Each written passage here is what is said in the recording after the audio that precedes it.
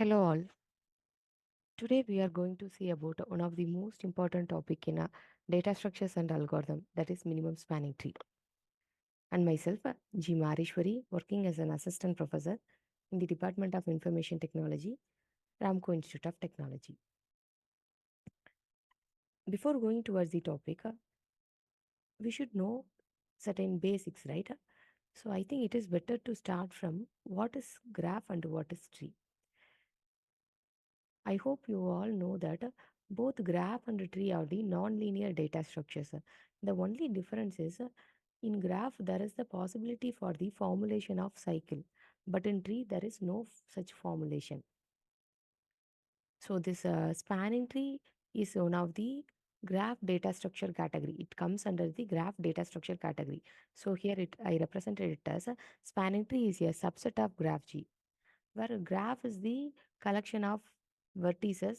Graph is the collection of vertices. They are connected with one another with the help of the edges, right? So like that, the spanning tree is generated or formulated from the graph G. Therefore, that spanning tree should consist of all the nodes that is already present in the graph G. Whatever the vertices available in graph G is also available in the spanning tree. The only difference is it is formulated with only minimum possible number of edges. Not all the edges available in the graph needed to present in the spanning tree. Okay. Therefore, that spanning tree does not leads to any cycle, leads to formation of any cycle, and it is not disconnected. So every connected and undirected graph G may have at least one spanning tree. There is a possibility for more than one spanning tree, but every connected and undirected graph must have at least one spanning tree. There is a no possibility to generate a spanning tree from the disconnected graph. Here there is an example. Uh, Consider a graph as shown here. There are three vertices is available in this graph, A, B, and C, and they are connected with one another with the help of these edges. This graph formulate the cycle. Therefore, it should not be the spanning tree. So from this graph, there is the possibility for us to generate three different spanning tree. So as I already said, spanning tree is consist of all the vertices that is already available in the graph. So A, B, C, these are the three vertices available in graph. That three vertices is available in all the three possible spanning tree. The only difference is it doesn't formulate any cycle. So it just connected with the minimum possible edges. Here A to B is one edge and B to C is another edge. Here in this spanning tree, A to C is one edge and B to C is another edge. Likewise, for this single graph, we can able to generate three spanning trees. So from this, we can easily identify the properties of the spanning tree. So the property of the spanning trees are from the connected and undirected graph, we can able to develop more than one. We can able to formulate more than one spanning tree, right? The spanning tree should not contain any loop or cycle, and it should consist of all the vertices that is available in the graph, and it consists of at least v minus 1 edges in order to connect that v vertex. Okay, so therefore removing any one of the edges from the spanning tree will leads the tree to be disconnected. At the same time, adding any extra edges to the tree will create a loop in the tree and it violate the property of the spanning tree. So spanning tree is mainly consist of two major property. First one is it should not contain any loops or cycle. Second one is it should consist of a v vertex and v minus 1 edges. So here there is an example for the minimum spanning tree. Till now we have certain thoughts about what is spanning tree. Next we are going to concentrate on a minimum spanning tree. So this word, this particular term minimum represents the minimum cost to a minimum cost of that particular spanning tree. So here consider this example. Here there are four nodes are present A, B, C, D. So this is an undirected and connected graph. So each and every edge is available with its weight. So we are going to develop the spanning tree. Among the spanning tree, we need to choose the one which is consist of minimum cost. So from this graph, we can able to develop for four spanning trees. But here I only generate two spanning tree and just shows the difference. So here there are four vertices. In the spanning tree also there are four vertices. So if there are four vertices, in the sense we need to include three edges in the spanning tree. So here there are three edges. A to D is one edge, A to C is one edge, and A to B is another edge. So each and every edge is consist of its weight. So calculate the cost for this particular spanning tree, this first spanning tree. 4 plus 3 7, 7 plus 1 8. Total cost of this spanning tree is 8. So this is another spanning tree which is formulated from the given undirected graph. So according to this spanning tree, the cost is 8 plus 1 9 and 9 plus 1 2. The total cost is 11. Comparing these two spanning tree, the tree with the minimum cost is represented as the minimum spanning tree. So here the first graph tree is represented as the minimum spanning tree and its total cost is 8. So there are two different ways to find the minimum spanning tree. There are two different algorithms are available to find the minimum spanning tree or to formulate or generate the minimum spanning tree. The most famous algorithms are, first one is Kruskal algorithm and another one is Prim's algorithm. So the working procedure or the properties of both Kruskal as well as the Prims is used to find the minimum spanning tree only. They are differentiated from one another only by means of their working procedure. So the working procedure of the Kruskal algorithm is, first we need to short all the edges from the given graph. We need to short all the edges in non-decreasing order or in increasing order based on their weight, right? Next, we need to pick the smallest edge from the list and check if it start we should start from the smallest edge. After that, we should select the next smallest edge and include it into the tree. Before including it, we need to check whether it formulate any cycle or not. If doesn't formulate any cycle with the spanning tree, then we can include that edge into the tree. Otherwise, we should discard it. If particular edge formulate any cycle, means we need to discard that edge and it goes toward the next next highest value. So we need to repeat this step 2 until until we reach v minus 1 edges in the spanning tree. So this Kruskal algorithm is mainly used to find the minimum cost spanning tree and it uses the concept of a greedy approach, right? So consider this example. So in this example, there are totally 5 vertices are there, A, B, C, D, and E, and they are connected with one another. So according to the Kruskal's procedure, we need to short all the edges in the non-decreasing order, right? So in the right corner, I have short the edges in an increasing order, that is non-decreasing order. So the minimum cost, first minimum cost is A to C and is for the edge A to C. So A to C is 1 and then D to E is 2, then A to E is 3 and then A to D is 4, then A to B is 5, then B to E is 6 and then finally B to C is 7. These are the shorted list of edges. Next step is to select the minimum possible edge and included it into the tree. So first possible edge is AC.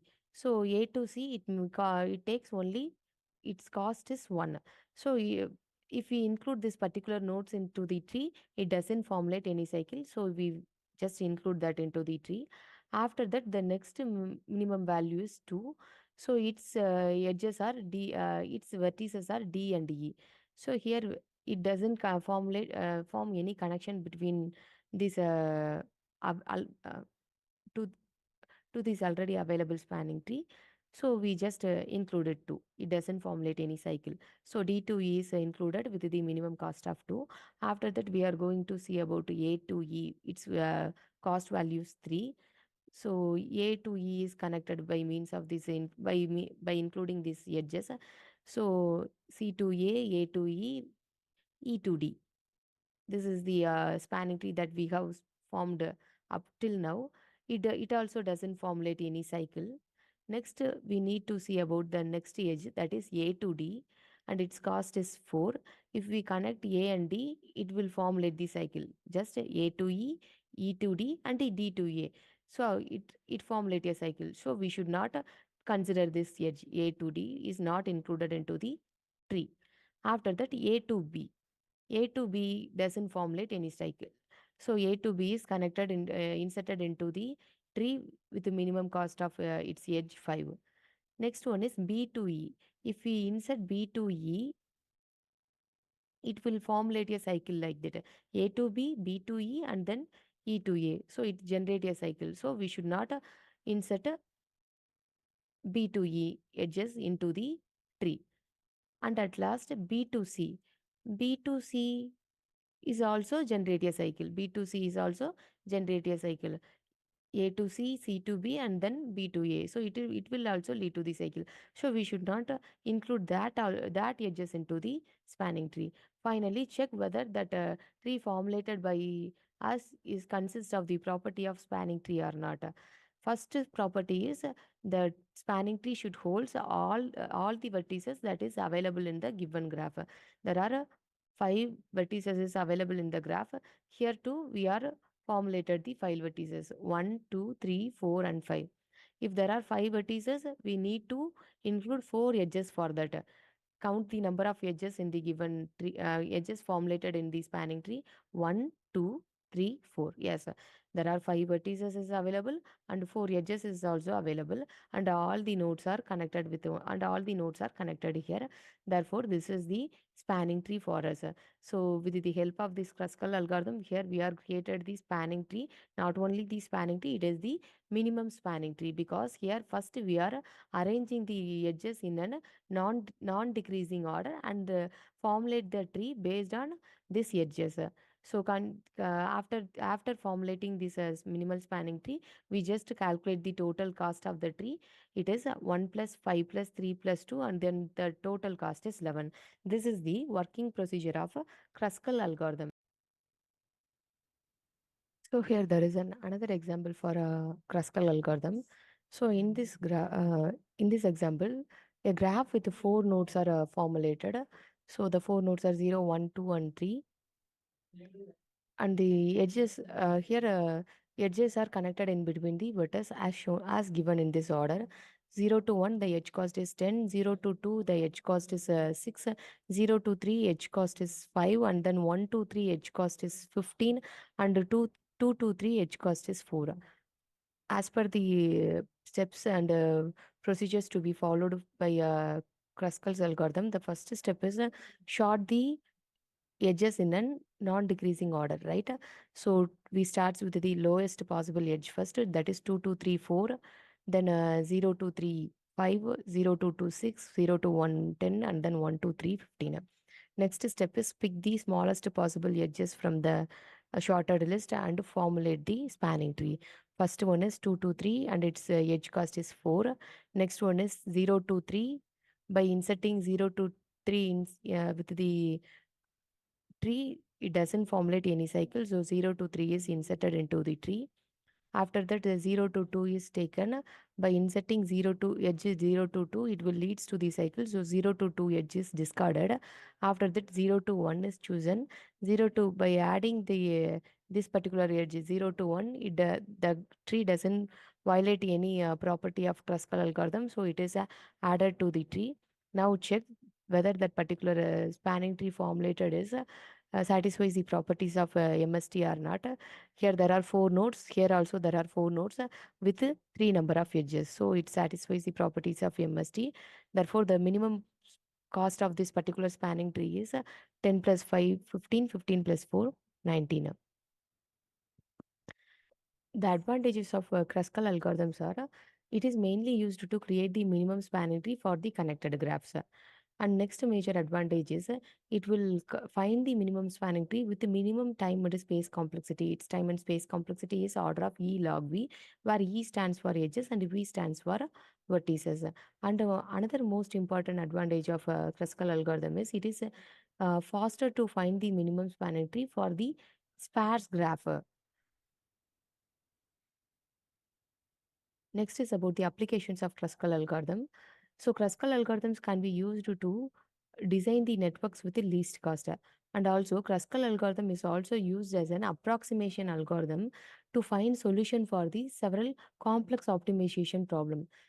Kruskal algorithm can also used to break down the images into subsequent certain small parts in an efficient manner. This is very much helpful in the process of image processing. Next thing we going to next algorithm is Prim's algorithm.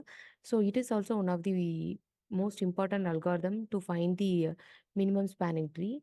So as I already said, both Kruskal and Prim's is used to find the minimum spanning tree, but they are differentiated only by the steps and procedures they follow to find the minimum spanning tree. So the procedures followed by Prim's algorithms are we are going to start the here we are going to generate the spanning tree by randomly choose any one of the node from the given graph. After that, we are concentrated on the all the edges that are connected to the randomly selected vertices, and we are continue with the one with the minimum edge cost. This step 2 is repeated until we generate the minimum spanning tree. So consider this example. From this example, we can choose any particular node at random. Here I have chosen node C at random for initiating the minimum spanning tree. From C, there are four to five edges are available. So by comparing these five edges, I'm going to continue with the one with the minimum edge cost. Here both B and E both are having the minimum edge cost. Here I have chosen E to continue with the B.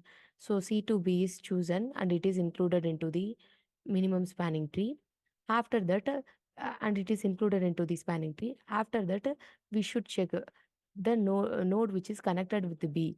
So it is with the edge cost of 4, but the lower edge cost is also available when comparing to 4, right?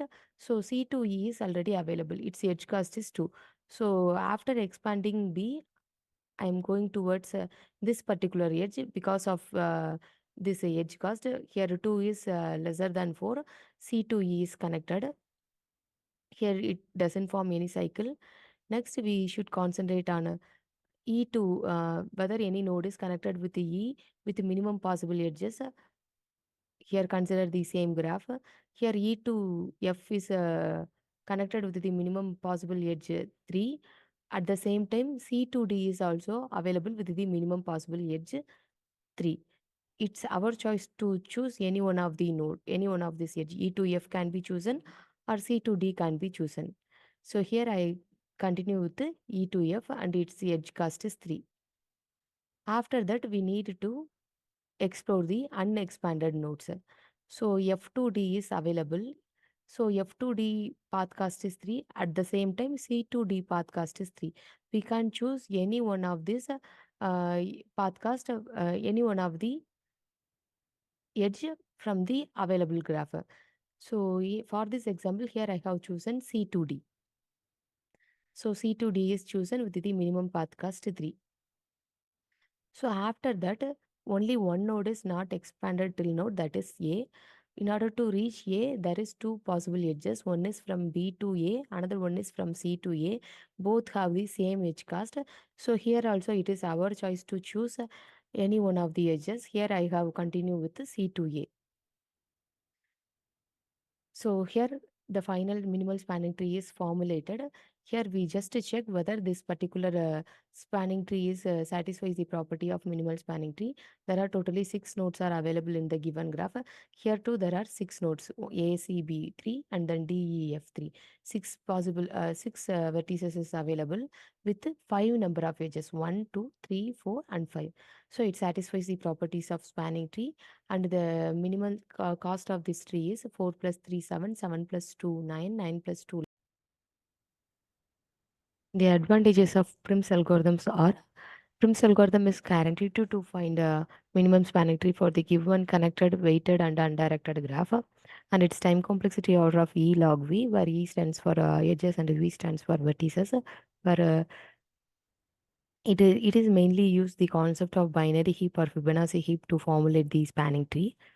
And it is relatively simple algorithm to understand and implement when comparing to the other algorithms. Next, there are several applications of Prim's algorithms. So the Prim's algorithm is mainly useful for laying the cables for electrical wirings, and it is also used in network designing, and it is also used in making protocols for defining the network cycle. I hope the session is very useful for all of you, and thank you very much for watching this video. Thank you.